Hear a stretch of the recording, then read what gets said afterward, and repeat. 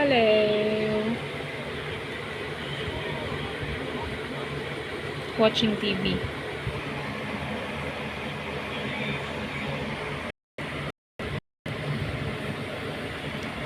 I'm resting because later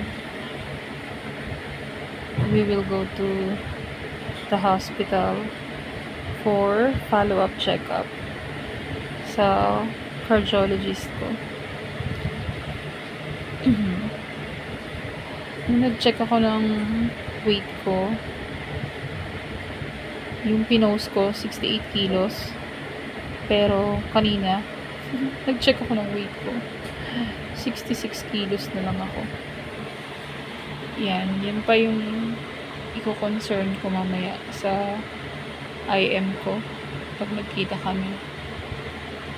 Kasi ayoko na mabawasan ng weight. I feel like parang sobrang gaan ko. Especially kapag umaangkas ako sa motor.